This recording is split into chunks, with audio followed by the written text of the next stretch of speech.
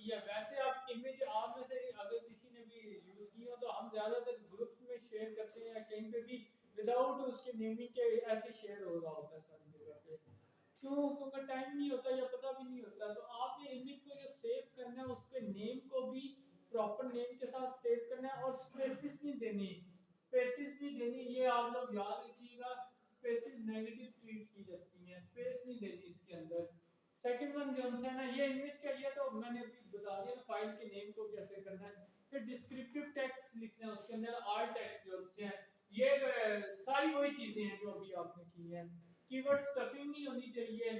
अच्छा ये भी नहीं लिखनी चाहिए आपको डिस्क्रिप्शन के अंदर कि ये इमेज किससे रिलेटेड है, क्योंकि ये है ही इमेज से रिलेटेड, नजर इसमें इमेजेस में ये आना है। तो वो कह रहा है इमेज ऑफ डॉग, ये लिखने की जरूरत नहीं है। इमेज तो सर उन्हें पता ही है, या पिक्चर ऑफ डॉग पता है, वो उन्हें पता है ये फॉर्मेटिव इमेज क्या है। तो आप बस लिखें टू द पॉइंट क्या चीज इसमें है, आप उस इमेज के आर्ट टेक्स्ट के अंदर देखते हैं।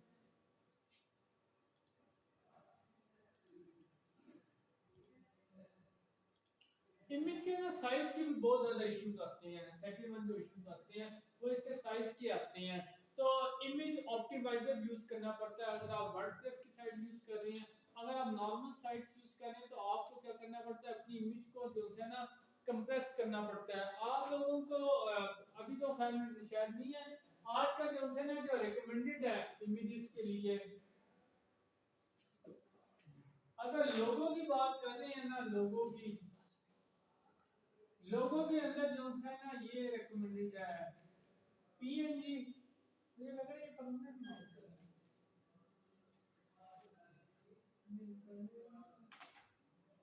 लोगों के अंदर पीएनजी रिकमेंडेड है। और नॉर्मल जो आपकी ग्राफिक इमेजेस होती हैं, इमेजेस में रिकमेंडेड है जेपीजे। जेपीजी। और आजकल एक और फॉर्मेट आ गया है वेब पी, ये देख लीजिएगा, मुझे अभी एग्जैक्ट याद नहीं है। डॉट वेब पी इस ये स्पेशली सिर्फ वेब के लिए लाया गया फॉर्मेट है। रेकमेंडेड है कि आप अपने पेजेस को जो है ना एडवांस फॉर्मेट में कन्वर्ट कर लें, क्योंकि वेब पेज वगैरह जो है ये यहाँ पे क्लियर है आप लोगों यस। को। इमेज को ऑप्टिमाइज किया जाता है थ्रू प्लगइन्स यूज किए जाते हैं, बकायदा प्लगइन्स हैं। आप लोगों ने अगर यूज करना हो वर्डप्रेस की साइट के अंदर तो मैं यहाँ पे आपको दिखा देता हूँ।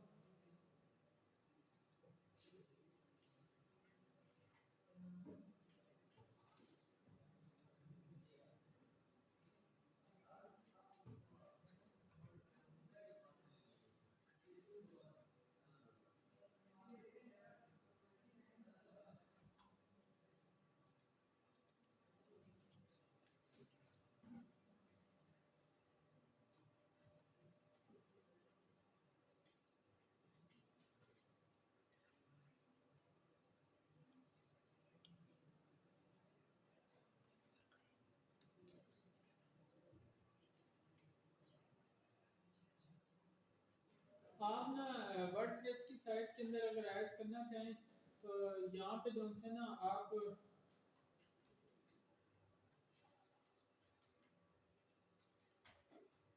इमेज ऑप्टिमाइजर लिखें। यहाँ पे आपको बहुत से मिल जाएंगे, ये देख लीजिएगा कौन सा ज्यादा बेहतर है, आपके वर्जन के साथ कंपैटिबल है और लेटेस्ट हो अपडेटेड हो। तो ये जो शुरू के आ रहे हैं इनमें से कोई भी कर लें, ये स्मश लेजी डॉट ये वाला कर लें यूज, और कोई करना चाहते हैं वो कर लें यूज। ये वाला भी मैं अक्सर यूज करता रहता हूँ, ये भी ठीक है। अच्छा इसका फायदा क्या होगा, इसका फायदा ये होगा कि आपको कुछ बेसिक सेटिंग्स करनी पड़ेंगी, और जब भी आप इमेज अपलोड करेंगे ये इसके साइज को खुद ही कंप्रेस कर देगा, आपको जरूरत नहीं है उसको कंप्रेस करने की। जब भी आप वर्डप्रेस की साइट पे कोई भी इमेज अपलोड करेंगे तो ये ऑटोमेटिकली उसको जो है ना कंप्रेस करके आपको देगा इमेज को जो है। तो ये ऑटो कंप्रेस कर देता है। मैं आपको कोई साइट दिखा भी देता हूँ।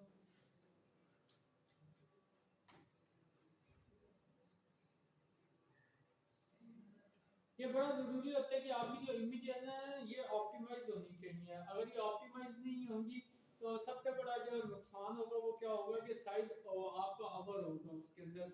जितना फाइल का साइज ज्यादा होगा पेज की लोडिंग स्पीड उतनी स्लो हो जाएगी, वो लोड होते हुए टाइम लेगी, और उससे क्या होगा आपका नेगेटिव इम्पैक्ट आएगा। कैसे लोग आपके मतलब निकल जाएंगे वहां से। अच्छा यहाँ पे प्रॉपर हुई नहीं है चीजें, मैं यहाँ पे आपको एक दफा दिखा देता हूँ।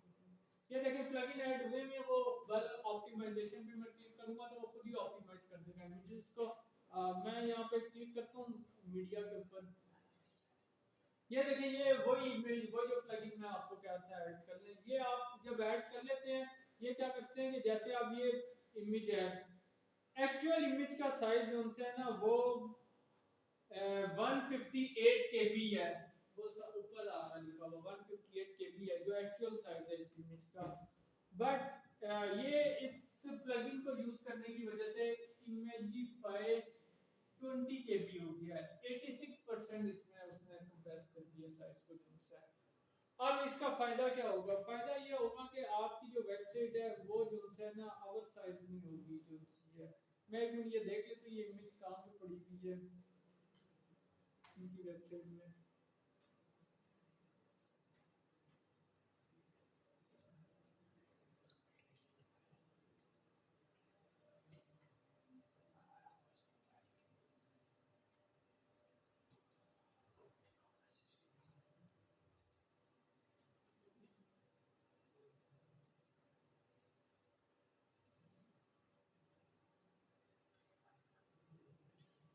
आप देखिए उसने एडवांस फॉर्मेट में खुद ही कन्वर्ट किया हुआ है। क्लियर हो गया, ये मैं आपको कह रहा था कि ये आजकल फाइलें जो होती है ना ये इस फॉर्मेट में आपको होती हैं। अगर आपने कोडिंग खुद की है तो आप फिर उसको वेब पे कन्वर्ट करते हैं, ये कन्वर्टर आपको मिल जाते हैं फ्री ऑफ कॉस्ट मिल जाएंगे।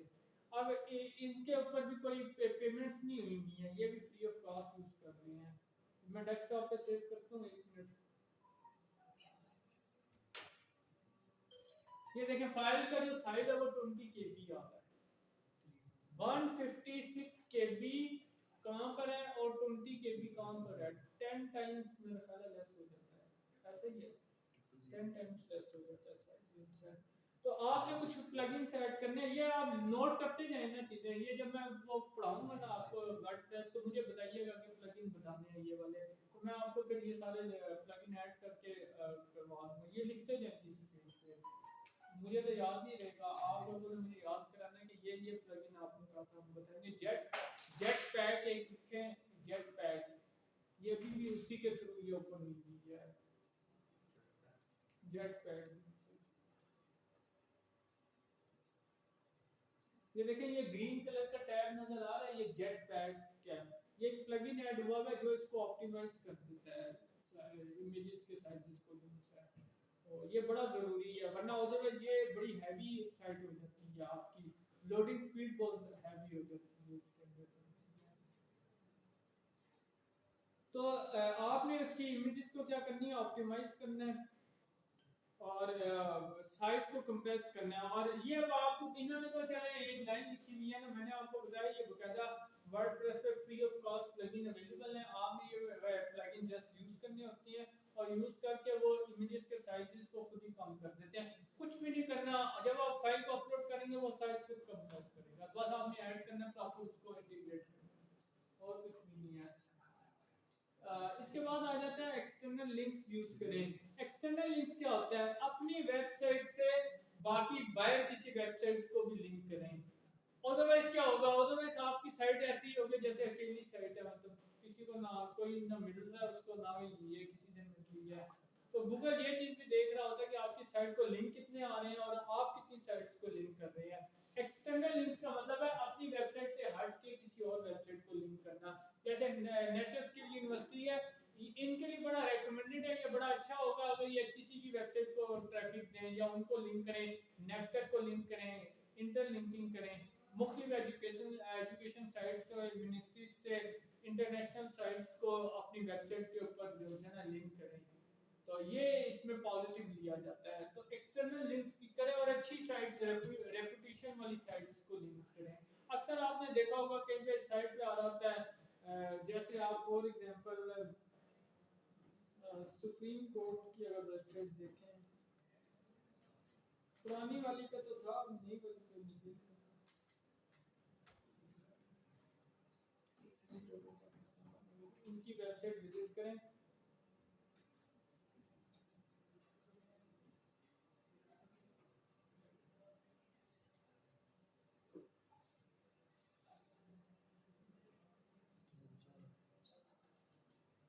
चल रहे होते हैं मुख्तलिफ ऑर्गेनाइजेशंस के चल रहे होते हैं कि जैसे आप एनएसयू की साइट पे मैंने नहीं देखा, लेकिन एनएसयू की साइट हो तो वो एचईसी का लिंक चल रहा होगा, और बाकी नेपटेक का लिंक चल रहा होगा। नेपटेक की देखेंगे तो वो एचईसी का चल रहा होगा, मुख्तलिफ पार्टनर प्रोग्राम्स की वेबसाइट्स के चल रहे होंगे।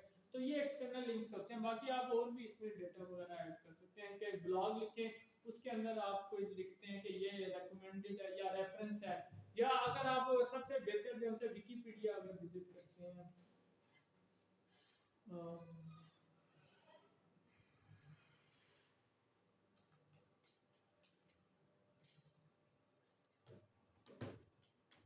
विकिपीडिया पे अगर आप ये एक टॉपिक देखते हैं, इसमें देखें ये जो उनसे लिंक्स हैं, ये जो उनसे लास्ट में लिंक्स आ रहे हैं, ये एक्सटर्नल लिंक्स हैं सारे, ये एक्सटर्नल लिंक्स हैं बेसिकली। ये देखें ये किसी और साइट पे चला जाएगा, ये किसी और साइट का, ये किसी और साइट का, ये जरूरी नहीं यहाँ पे हो, ये इवन यहाँ पे भी हो सकते हैं। अच्छा ये जो उनसे लिंक्स हैं ना, ये जो उनसे ये आपको नजर आ रहे हैं, ये देख रहे हैं, इनको इंटरनल लिंक कहते हैं। अपनी ही वेबसाइट के पेजेस को डिफरेंट जगहों पे लिंक्स करना। जैसे ये देखें इन्होंने लिखा है कोई वर्ड है डेजर्ट, उसको इन्होंने किया हुआ है, अच्छा ग्लू का वर्ड जो है इसके ऊपर विकिपीडिया के ऊपर कोई पेज बना हुआ है, इन्होंने अपने उसको लिंक किया हुआ है ग्लू के वर्ड के साथ। तो इस तरह वर्ड्स लिखे जाते हैं, उनकी बैक पे लिंक ऐड किए जाते हैं, जो कि मेरे ख्याल आपको आते हैं। लिंक ऐड करना तो आते हैं ना टेक्स्ट की बैक पे, टेक्स्ट की बैक में नहीं है कोई सर, टेक्स्ट पिक्चर वाला लिखा हो उसकी बैक पे लिंक ऐड करना पड़ जाए। इमेज की बैक पे तो वो आप कर देते हैं, उसके तो साथ ही आती है ऑप्शन। टेक्स्ट की बैक के ऊपर सिंपल आपने वर्डप्रेस में क्या करना होता है, इसमें यहाँ पे मैं देखता हूँ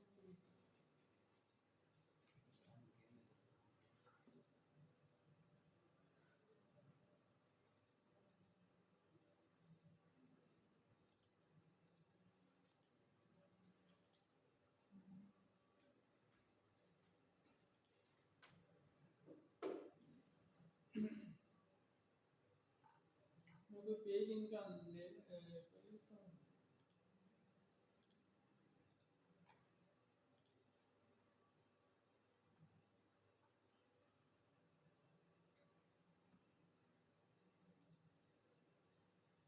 अच्छा ये देखें, ये कोई चीज है, ये एलिमेंटर से मैं ऐड कर रहा हूँ। अगर एलिमेंटर नहीं भी है तो इसका मेथड एक जैसे ही होता है ऐड करने का। इंटरनल लिंकिंग अगर आपने करनी है ना डिफरेंट अपने पेजेस की, तो आप देखें, आप कहते हैं कि कोई बंदा अगर आए एडमिशन का ये वर्ड ही क्लिक करे तो मेरे एडमिशन वाले पेज पे चला जाए, तो आप यहाँ पे आ जाए और ये देखें यहाँ पे जो है ना ये लिंक की ऑप्शन आ रही है। ये क्योंकि एलिमेंटर है तो एलिमेंटर के अंदर एक वो बना हुआ होता है पैनल ऑलरेडी, तो यहाँ पे आप अपने एडमिशन पेज का लिंक ऐड कर देंगे, और जो कि मैं इनका यहाँ से ले आता हूँ।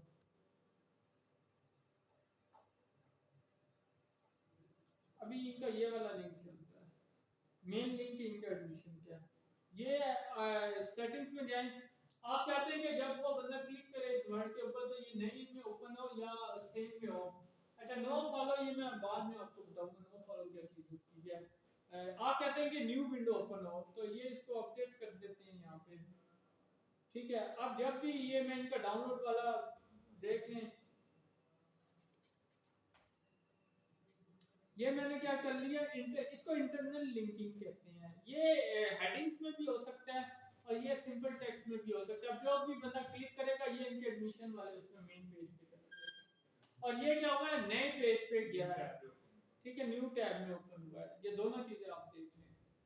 इसी तरह जितने भी इधर तो टैक्स बहुत कम है, बाकी जगहों पे भी अगर टैक्स आपको लग रहा हो कि हमें ज्यादा करने की जरूरत है, तो उस टेक्स्ट में डिफरेंट वर्ड्स चूज करें, सेलेक्ट करें उनकी बैग पे भी ऐड किए जा सकते हैं। मैं कोई देखता हूँ ऐसा हो जिसके अंदर ना थोड़ा सी डिस्क्रिप्शन भी ऐड की हो।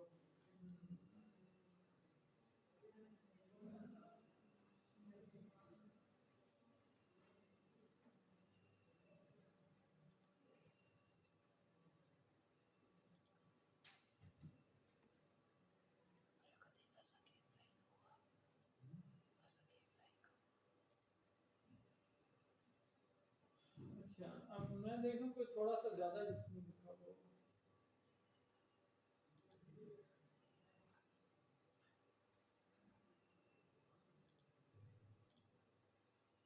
ये देखें, अगर यहाँ पे आप किसी वर्ड के क्रॉस कोई लिंक ऐड करना चाहते हैं, जैसे आप कहते हैं डिपार्टमेंट के वर्ड पे ऐड करना चाहते हैं, तो यहाँ से डिपार्टमेंट को चूज कर लें। यहाँ पे नहीं, यहाँ पे आप चूज कर लें ये इसको, और ये लिंक चेन बनी आ गई उसके ऊपर। आप देखेंगे सारी जगह ये स्टैंडर्ड मेथड है, ये चेन होती है। इस चेन पे आप क्लिक करें और यहाँ पे लिंक इसकी बैग पे ऐड कर देते हैं। इसकी बैग पे इनके डिपार्टमेंट का मैं कोई लिंक ले लेता हूँ यहाँ से, प्रोग्राम से, ठीक है, ये वाला मैं लिंक ऐड कर देता हूँ। अभी फिलहाल है कुछ नहीं है, लेकिन ये मैंने लिंक ऐड कर दिया। और यहाँ पे क्लिक करेंगे तो ये आपसे पूछ रहा है कि ओपन न्यू में करूँ या किस में करूँ। तो ये आपकी मर्जी है, न्यू में करना चाहते हैं या सेम में करना चाहते हैं। तो मैं बार इसको अभी से इसमें न्यू में कर देता हूँ। तो ये लिंक ऐड हो गया जस्ट, ठीक है। इसको यहाँ से आप अपडेट कर दें। अब क्या होगा, अब ये डिपार्टमेंट पे जब भी बंदा आएगा तो वो क्या करेगा, इस पे क्लिक करेगा। मैं यहाँ पे आपको करके दिखा देता हूँ। मिशन पॉलिसी पे आएगा, यहाँ पे ये वर्ड। अच्छा, बाद दफा आप जब एडिटिंग करते हैं ना तो थोड़ा सा वेट किया करें, उसमें आपका ना डेटा यहाँ अपडेट होने में टाइम लग जाता है। हाँ, ये देख लीजिएगा, बाद दफा ज्यादा टाइम लग जाता है। तो ये आप डिपार्टमेंट के वर्ड के ऊपर है, इसको इंटरनल लिंकिंग कहते हैं। सेम वेबसाइट है और उसी वेबसाइट के डिफरेंट पेजेस को आप लिंक कर रहे हैं, लेकिन रेलिवेंट हर वर्ड के क्रॉस अगर आपको लग रहा है कोई लिंकिंग बन सकती है, जीपीआई के क्रॉस आप मेन को कर सकते हैं, डिपार्टमेंट में अपने डिपार्टमेंट पेज को कर सकते हैं। ये बड़ा जरूरी है। ये आपकी जो सी ना वेबसाइट की जो सी है लिंकेज, ये बहुत बेहतर हो जाएगी। गूगल को लगेगा इनका स्ट्रक्चर भी ठीक है, इनके पास इंफॉर्मेशन भी ज्यादा है, इनके लिंक्स भी ज्यादा है, वो फिर आपकी एसईओ रैंकिंग्स वगैरह इंक्रीज होती है। याद है, समझ आ गया आपको?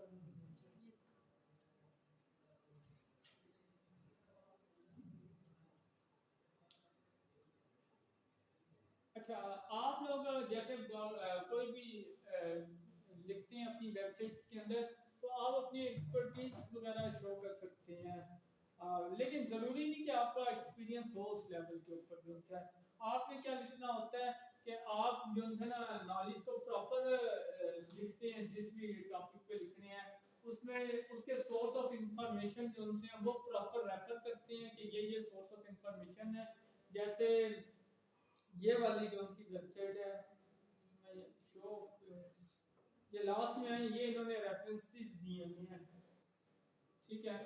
ये इन्होंने बताए हैं कि ये रेफरेंसेस हैं, तो ये आप बताते हैं कि आपकी इंफॉर्मेशन प्रॉपर है। जो सी ये ऑथर ने अपना बताया हुआ है, अपनी इमेज लगाई हुई है, अपना नेम है, उसने अपनी थोड़ी सी बताई है कि मैं हेड हूँ, किस चीज़ का हेड ऑफ कॉन्ट्रैक्ट हूँ इस कंपनी में, और थोड़ा सा लिखा हुआ है। और प्लस जो है ना आप कांटेक्ट करना चाहें तो ये मेरा ट्विटर का भी मैंने दिया हुआ है।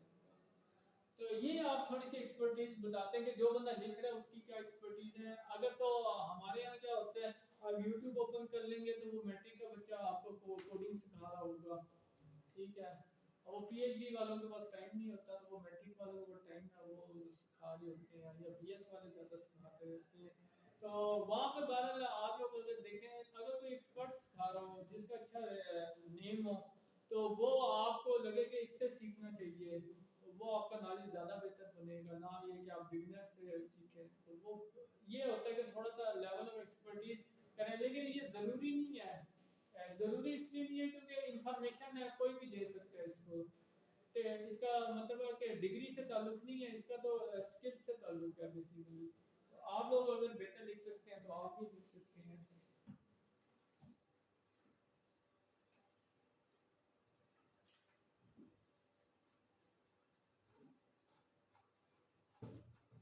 अच्छा, ये एक्सपर्टीज वाला समझ आ रहा है आपको? अपना थोड़ा सा बैकग्राउंड बताते हैं, जैसे ये बता रहे हैं कि मैं जो हूँ हेड ऑफ कंटेंट मार्केटिंग का जो अबाउट अस।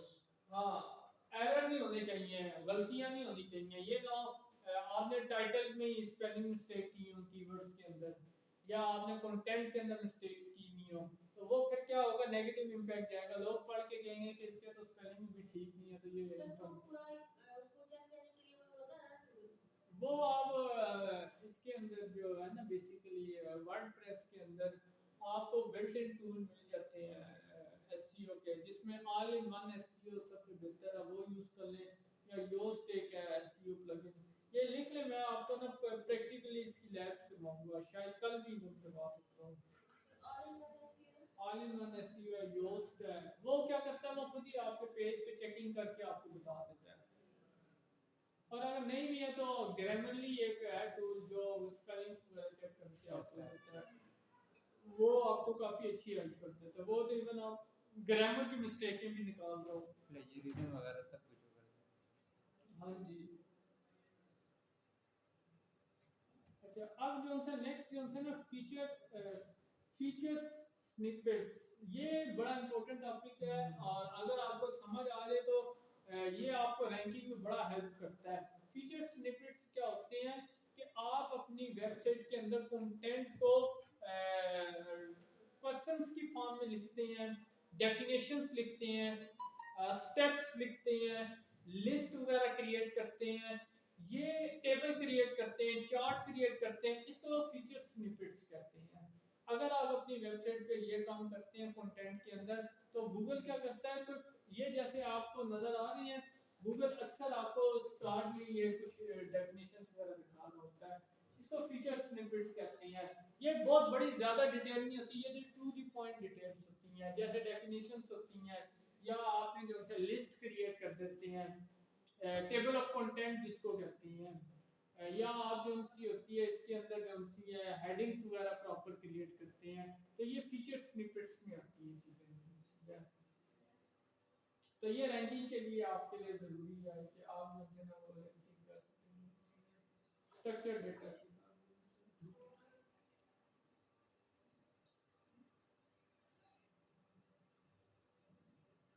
अच्छा, इसके बाद जो है ना ऑन पेज एसईओ जो है ना, ये मैं अभी आपको स्टार्ट ऑफ लेक्चर में समझा रहा था कि ये सारा कुछ इसमें जितना काम होना है आपने अपने हाथों से अपनी ही वेबसाइट के ऊपर करना है, इसमें बाहर से कुछ भी नहीं होना। आपकी वेबसाइट है, आप जितने अच्छे ग्राफिक्स क्रिएट कर सकें, जितनी अच्छी कंटेंट उसमें डाल सकें, जितनी अच्छी हेडिंग्स क्रिएट कर सकें, जितनी अच्छी इमेजेस क्रिएट कर सकें, ये आपके कंट्रोल में है। तो इसलिए ये इसमें जितनी एफर्ट करेंगे आपको रिजल्ट उतने अच्छे आएंगे। It is not about repeating keywords that hurt your ranking, ये याद रखिएगा, पेज के ऊपर जगह जगह रिपीट करेंगे अगर अपने वर्ड्स को अननेचुरली, तो इसको गूगल ट्रीट करेगा कीवर्ड स्टफिंग, और कीवर्ड स्टफिंग ट्रीट करने के बाद वो आपके कंटेंट को पेनलाइज कर देगा, और सर्चेज में आपकी रैंकिंग गिर जाएगी काफी हद तक।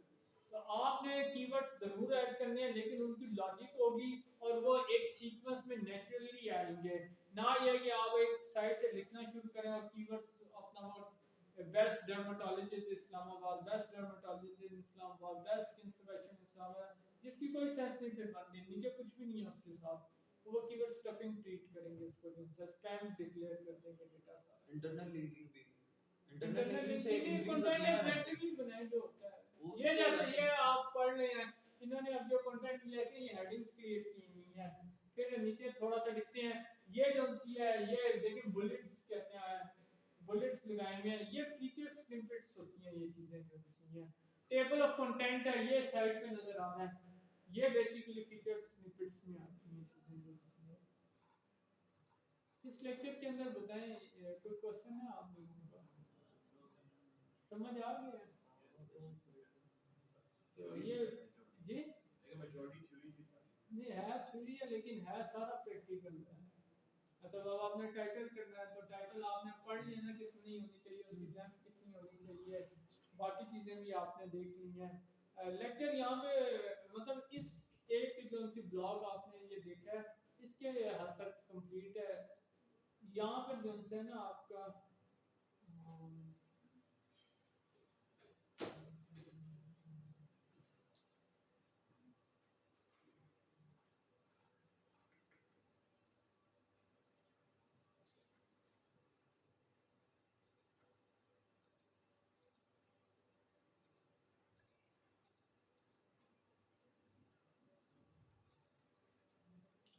अब ये वाला देखें ऑन पेज एसईओ का जो लेक्चर है बेसिकली ये दो तीन असल में डिफरेंट जगहों पे ना डिफरेंट कंटेंट है। अगर आप सही तरह देख लेंगे तो आपको ज़्यादा बेहतर रहेगा। अदरवाइज क्या होगा कि आप लोग पढ़ तो रही हैं लेकिन वो आपको क्लियरली उस पर पिकिंग नहीं आएगी, मतलब इसमें और भी चीज़ें हैं। ये जितना पढ़ा था ये बिल्कुल बेसिक था, अब इसमें थोड़ी डिटेल आ जाएगी।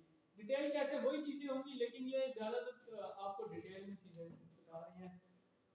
इवन यही अगर आप देख लें ये जो बनी हुई है गाइड ये टॉप सर्चेस में आती है, पहले 2-3 में इसका नाम होता है।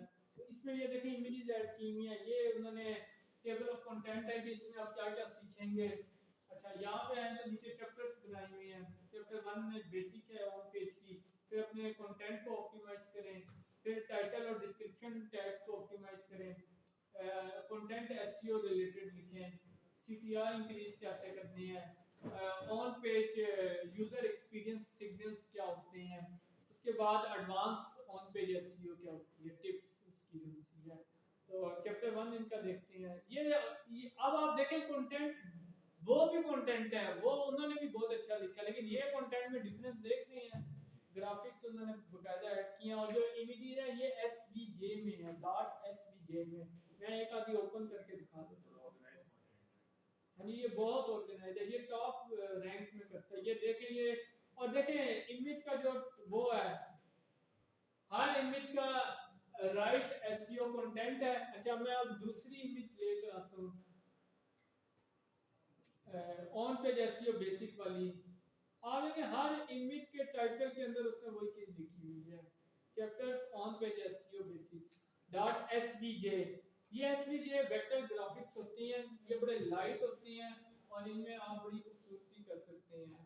तो ये इन्होंने वेक्टर ग्राफिक्स बाकायदा बनाए हैं और बना के फिर इसको कंटेंट को जनरेट किया, बड़ी मेहनत लगी हुई है। लेकिन वन टाइम उन्होंने हैवी होती है ना एसवीजे तो बहुत लाइट होती है। मैं ये एक फाइल सेव करके दिखा देता हूँ आपको, ये तो बहुत स्मॉल सी होगी।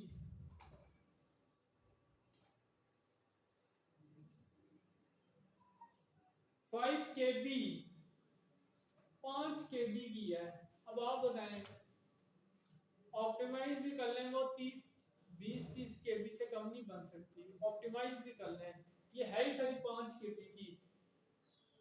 रेकमेंडेड एसवीजे वेक्टर ग्राफिक्स है, ये खुद जनरेट करने पड़ते हैं, नेट पे बने बनाई वेबसाइट्स हैं वो भी आपको दे देती हैं। तो आपने अगर यूज करने हो तो आप एसवीजे की फाइल्स को इस तरह का अगर कंटेंट, अगर तो नेचुरल कंटेंट है उसमें इमेजेस ही यूज होनी है फिर करें, अदरवाइज आप एसवीजे करें जैसे ये बकायदा उन्होंने बनाई है। और उसके बाद उन्होंने रेलेवेंट ये चैप्टर 1 जो होता है आप देखें यहाँ पर आए और ये इंस्पेक्ट करें राइट क्लिक करके, तो ये देखें यहाँ पर जो है ना हेडिंग नंबर 6 लगी हुई है, H6 लगा हुआ है, ठीक है, चैप्टर 1। अच्छा अब इसके बाद आप आते हैं कंटेंट पे, आते हैं कंटेंट में कौन सी लगी हुई है, H2 लगी हुई है, ठीक है, ये कंटेंट ये लिखा हुआ है। अच्छा इसके बाद ये डेफिनेटिव गाइड, इस पे आ जाते हैं, इस पे देख लेते हैं यहाँ क्या लगा हुआ है। ये H1 ये पेज का टाइटल है बेसिकली, ठीक है, ये पेज का टाइटल है on page SEO definitive guide. तो ये क्या है H1 में है, कंटेंट H2 में है और चैप्टर्स H6 में उसने रखी हुई है। उसमें वो जो सी ने शॉर्ट स्मॉल रखने के लिए इसको H6 दे होना होना तो चाहिए, बेस्ट है ये प्रैक्टिस, लेकिन वो जो H1 और H2 है ना, ये स्ट्रिक्टली मीट होती है, बाकी जो उससे नीचे वाली होती है ना, वो इतनी स्ट्रिक्ट नहीं मीट की जाती, इसलिए उसने इसको मीट नहीं किया। यहाँ पे ये देखिए, इसने जो ऑन पेज एसईओ लिखा हुआ है, इस ये पैराग्राफ टैग नहीं है। पैराग्राफ का मतलब ये होता है कि जो आप नॉर्मल टेक्स्ट लिखते हैं वो पैराग्राफ में होता है, तो ये पैराग्राफ नहीं है। अच्छा, आपने अभी आगे पढ़ाऊं या कुछ एनालिसिस करवा दूं? अभी क्या करते हैं? एनालिसिस होते हैं कि आप उसको साइट को एनालाइज करते हैं, ऑडिट कर लेते हैं। ऑडिट में वो आपको बताएगा कि इस साइट के अंदर क्या मसले हैं, स्पेशली ऑन पेज एसईओ के ऑडिट्स करते हैं। तो मैं आपको एक टूल यूज करवाता हूं। ऑन पेज एसईओ में ये नेगेटिव है, बाकी यूजेबिलिटी वीक है, सोशल वीक है, परफॉर्मेंस ठीक है, प्लस पे है। अच्छा,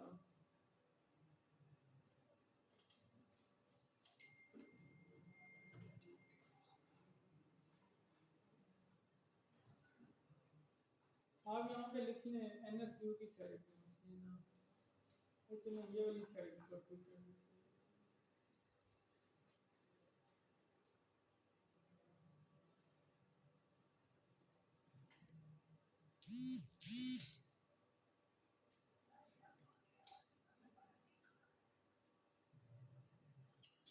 ये मैंने ऑडिट किया, मैं आपको इसलिए करवा दूं, थोड़ा सा प्रैक्टिकली साथ ही कर लें, मैं फिर पढ़ाता हूँ, ये थोड़ा सा ऑडिट करवा दूं एक दो।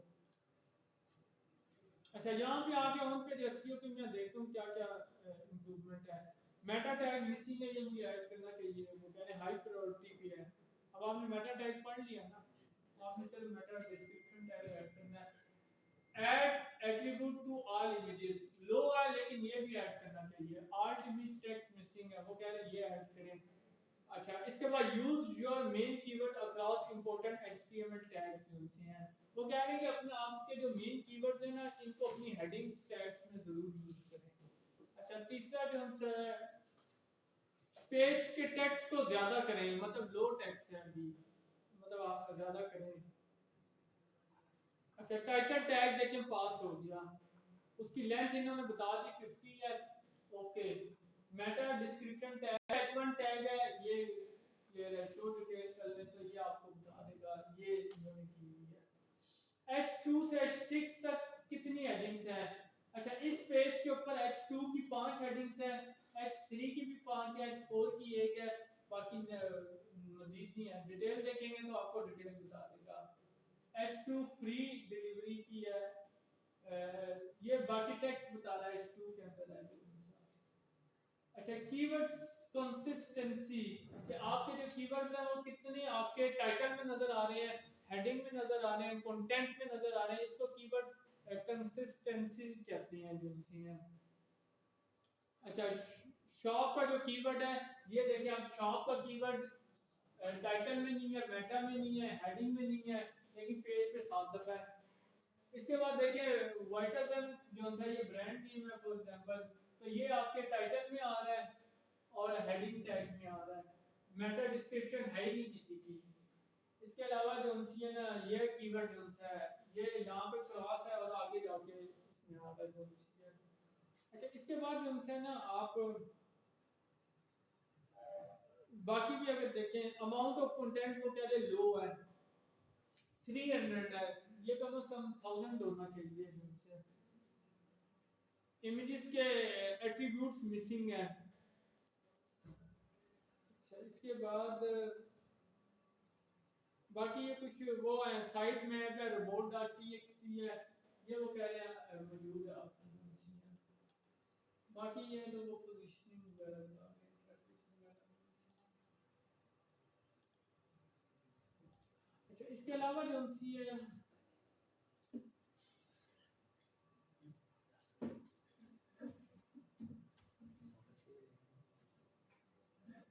GPAW का देखें, चलिए मेरा तो वो मैक्सिमम उसने क्या क्या खत्म हो गया, बाकी अब आप करके देख लीजिएगा। ये क्या होती है, ये जो वेबसाइट्स होती हैं ये फ्री के अंदर कुछ स्कैन्स अलाउ कर देती हैं, 2 से 3 स्कैन्स पर डे, उसके बाद आपको इनका फिर वो लेना पड़ता है। तो आप क्या कर सकते हैं इसमें, आपको उसने बता दिया कि आपकी पेज के ऊपर क्या क्या इश्यूज हैं, किनको रिजॉल्व करने की ज़रूरत है। अब आपको ये चीज़ तो समझ आ रही है टाइटल टैग के क्या इश्यूज हैं, मेटा डिस्क्रिप्शन के क्या इश्यूज हैं, कीवर्ड स्टफिंग वगैरह क्या है, लो कंटेंट क्या है। तो यहाँ तक तो उम्मीद है आपको समझ आ गया होगा, ये मैंने थोड़ा सा एनालिसिस भी करके बता दिया आपको। अच्छा यहाँ पे अब आप लोग यूज़ करना चाहेंगे अभी थोड़ी देर, वैसे कोई टूल एक दो कर लें यूज़, क्योंकि उसके बाद ये है कि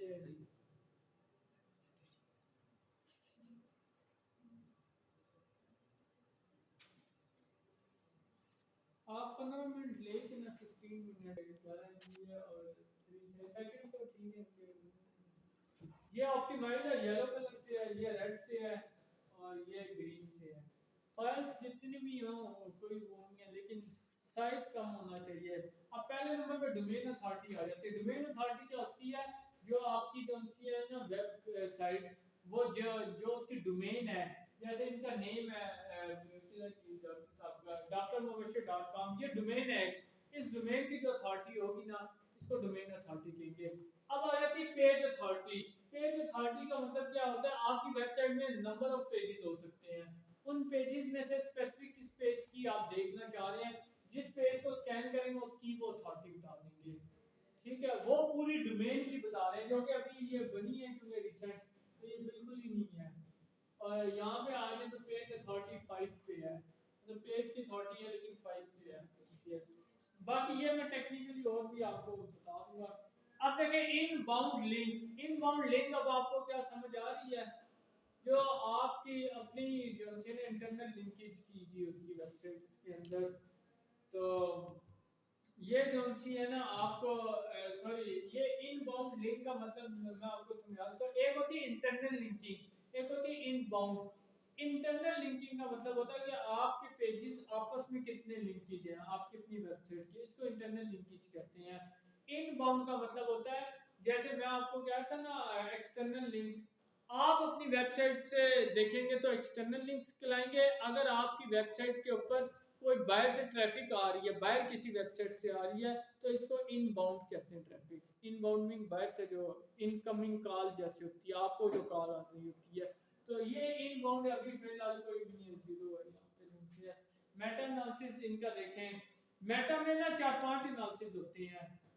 मेटा डिस्क्रिप्शन है ही नहीं, नहीं येलो है, येलो का मतलब है कि है लेकिन उसके अंदर भी ज्यादा है शायद।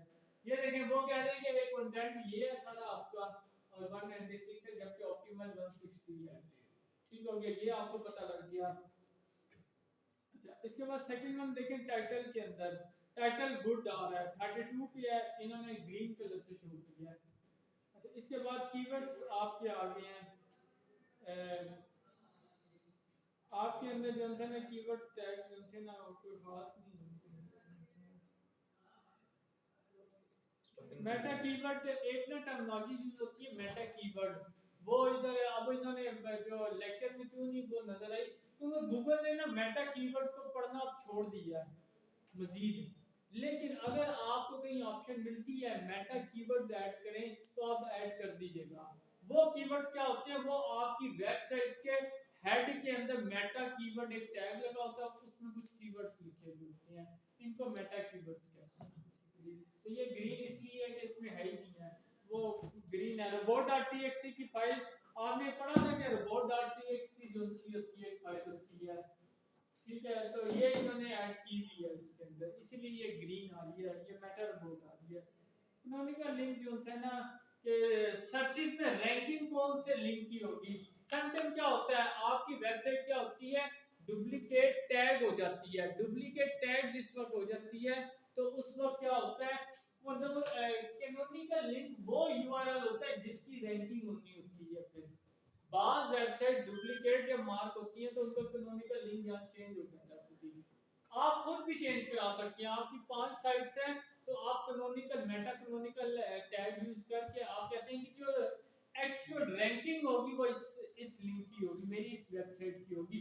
पूरी वेबसाइट पे डिफरेंट पेजेस को भी आप एक्सक्लूड कर सकते हैं, पर इसमें मजीद डिटेल में बताना मैं आपको शॉर्टली बता देता हूँ।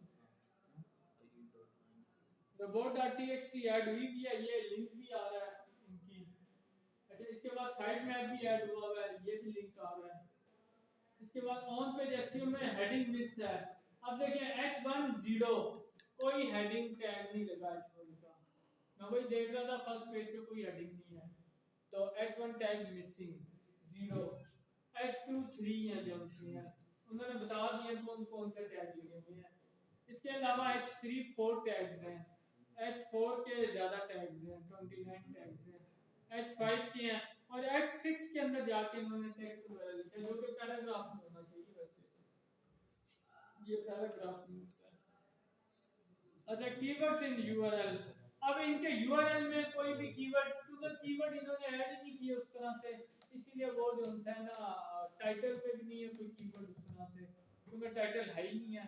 तो कीवर्ड्स आप कुछ ऐड करते हैं, उनको फिर देखा जाता है कि कौन से कीवर्ड उन पेज के टाइटल में है, हेडिंग्स में है, पैराग्राफ में है, वो एनालिसिस करते हैं, वो देखते हैं सारे चीजें हैं। ये इन्होंने बताया यूआरएल में नहीं है। फ्रेंडली यूआरएल है, फ्रेंडली क्यों यूआरएल है कि 1 2 3 नहीं है, @ नहीं है, नेम है पूरा जो सा पेज का, इसलिए फ्रेंडली यूआरएल है। इमेजेस के ऊपर कांटा लगा हुआ है, क्यों? ये मिसिंग है इमेजेस, ठीक है, और इनके ये भी मिसिंग है जो सी है, और बाकी जो सी है फाइल साइज के इश्यूज हो गए, ज्यादा बड़ी साइजेस होंगी। सोशल मीडिया के इन्होंने पेजेस ऐड किए हैं सारे, ये लाइट्स आ मैंने आपको एनालिसिस करा दिया है। इनके वेबसाइट में 11 पास हैं, 7 में वार्निंग है, 6 फेल हुए हैं। फेल जो उनसे मैं वो फाइल साइज पे हुए सर हैं। वो जो पिक्चर्स का बता रहे थे मिसिंग, इसका नहीं समझ आया मुझे। मिसिंग का मतलब है कि पिक्चर एक्चुअल में लिंक कहीं पे पड़ा हुआ है वेब पेज के अंदर, लेकिन एक्चुअल इमेज है ही नहीं उसके अंदर, इमेज है नहीं है।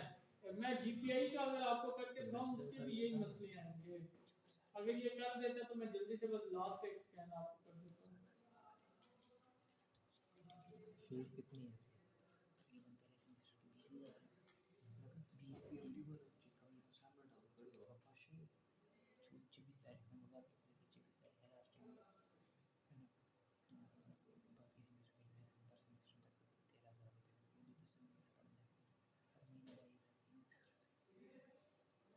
आखिरी ये साइड एक दफा कर लें। इसका फायदा क्या हो रहा होगा, आप फ्यूचर में ऑडिट की सर्विस ऑफर कर सकते हैं। अगर किसी को एसईओ किसी की कर रहे हैं तो आप उसकी एसईओ चेक करते रहेंगे साथ साथ जो उनसे है, क्यों? अगर आपको कोई इशू नजर आ रहा होगा तो आप सॉल्व करेंगे। इनके 15 पास हैं, 4 वार्निंग है, 5 फेल है, वैसे इनके ज़्यादा फेल होने चाहिए नहीं, वो इनके काफ़ी चीज़ें काम हैं मुझे पता है ना, लेकिन इनके कीवर्ड्स काफ़ी ज़्यादा हैं। कीवर्ड्स रैंकिंग भी आ गया, ये कुछ में 15 के, कुछ में 40 के, कुछ में 12 भी दिए गए हैं, पर है रैंकिंग है। टाइम देखें कितना लेस है, 0.8 सेकंड्स, ठीक है। साइज देखें केबीज में आ रहा है, 560 है। एंड जो है अथॉरिटी जो सी है ना, अथॉरिटी स्कोर, ये अगर आज सारे स्कोर्स मिला के अथॉरिटी स्कोर होता है। सर फाइल तो जितनी मर्जी ज्यादा हो ना, उसको तो कोई इशू नहीं। डोमेन अथॉरिटी का मैं वैसे 10 है, ज्यादा होनी चाहिए। पेज अथॉरिटी ठीक है 24 है, लेकिन ये भी ज्यादा होनी चाहिए। स्पीड देखें 97 में है ही कुछ नहीं, 86 खाली अभी है नहीं ना, कुछ इमेजेस आएंगी तो स्लो हो जाएगी।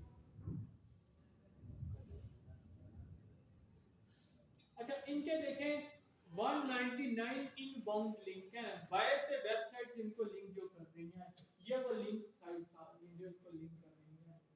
क्यों? ये एजुकेशनल साइट्स हैं तो लोग इनको लिंक करते हैं। अच्छा, मेटा एनालिसिस में डिस्क्रिप्शन इनकी भी मिसिंग है सारी, टाइटल इनके ऑप्टिमाइज हैं, 66 है, कीवर्ड्स वगैरह ठीक है, रिपोर्ट्स है, कैनोनिकल भी ठीक है, ये टेक्स्ट फाइल्स भी ऐड हुई हैं, हेडिंग्स टैग्स देखें प्रॉपर है, हेडिंग टैग H1 के 4 है, जो कि H1 1 होना चाहिए, वैसे 4 लगी हुई है। कीवर्ड यूआरएल में मिसिंग है, इमेजेस इनकी भी मिसिंग हैं, ये मैं कहता इनकी इमेजेस मिसिंग है, मुझे पता नहीं है ये इमेजेस के लिंक्स के कहीं ना कहीं पड़े हुए हैं ये सारे लिंक्स, बट एक्चुअल इमेज नहीं है यहाँ पे। सिर्फ लिंक दिखाने हैं। ये मैं आपको बता देता हूँ ये कहाँ पे है ये link। आप लोग क्या कर रहे हैं? कुछ नहीं। रिकॉर्डिंग का जहाँ फायदे हैं वहाँ नुकसान भी है। हाँ, उसको वही कह रहा हूँ। यहाँ पे ना इस जगह पे ये जो सी जगह है, यहाँ पर इनका स्लाइडर था एक्चुअल। जब वेबसाइट दोबारा बनी तो उसमें कुछ डेटा वो सर्वर के साथ कनेक्टिंग इश्यूज हैं अभी इस एक पेज पे आ रहे हैं जो फ्रंट पेज है, तो उस वजह से यहाँ पर स्लाइडर है बट वो नजर नहीं आपको आ रहा, और उसके अंदर वो लिंक्स भी सारी इमेजेस के पड़े हुए हैं, इसी वजह से वो मिसिंग क्या है। ठीक है, मैं और भी कुछ टूल्स आगे चल के पढ़ाऊंगा जो आप सर, ये इसी वाला- पेज पे एनालिसिस करेंगे, वो आपको एग्जैक्ट बताएगा यहाँ पर मसला है, यहाँ पर मसला है, यहाँ पर मसला है। सर ये वाला मसला फिर ये रिजॉल्व किस तरह हो सकता है? तो आप जाके डिलीट करें उस लिंक को जो आपने अभी ऐड किया। अगेन सर अपलोड करें। ये सर ये मैं यहाँ आपको पे बता देता हूँ, ये स्लाइडर एडिट पेज करते हैं ना एलिमेंटर से ये एडिट में करता हूँ। सर फिर से कॉल हुआ तो तुझसे पूछता हूँ ये वापस कैसे जाएगी। एक बच्ची है अब आई, उसको देख के ये देख एक नींद नहीं होती अच्छी बात निकालने के चक्कर होता है। ये देखें ये वो लिंक थे जो मिसिंग है, 7 इमेजेस थी यहाँ पे, ये लिंक है जो मिसिंग हुई हुई है, तो ये मैं यहाँ से कैंसिल कर देता हूँ, अपडेट कर देते हैं। ये देखिए सर्वर एरर आ रही है, ये इस वजह से सेव नहीं हो रहा, वरना ये रिमूव हो जाता। तो ये अब ये थोड़ा सा आपको फिर वर्किंग करनी पड़ती है, देखना पड़ता है कहाँ, ये इतना आसान नहीं है डिटेक्ट करना, मुझे तो पता है यहाँ एग्जैक्ट कहाँ पे मिस है, आपको थोड़ा सा वर्किंग करनी पड़ेगी कि यहाँ पर मिसिंग है, नजर नहीं आ रहा था कुछ भी, लेकिन वहाँ देखना पड़ता है जाके कि क्या हो सकता है। नहीं इमेज ऐड करनी चाहिए, एक्चुअल इमेज आनी चाहिए। ये समझ आ गया, ये स्लाइडर था एक, 7 इमेजेस थी उसके अंदर, तो वो स्लाइडर जब अपडेट हुई तो इमेज ना आने की वजह से वो अपडेट नहीं हुआ प्रॉपर, तो वो सारे मिस है यहाँ पे, इसलिए ये मशीन है। इसके अलावा जो है सोशल मीडिया वगैरह भी इनके नहीं है, बाकी ये यहाँ पे समझ आ गया आपको? Yes sir. ऑन पे एसईओ भी, इसमें और भी चीजें हैं, इसमें ब्रेक इन लिंक्स और बाकी और चीजें भी चेक करनी पड़ती हैं, तो मैं इंशाल्लाह ताला आपको मजीद इसमें एसईओ में पढ़ाऊंगा। आज का जितना लेक्चर था कंप्लीट टेक्निकल था, अगर आप ना आते तो खुद देख लें क्या नुकसान होता है। कल का भी सेम लेक्चर है, टेक्निकल है कंप्लीट,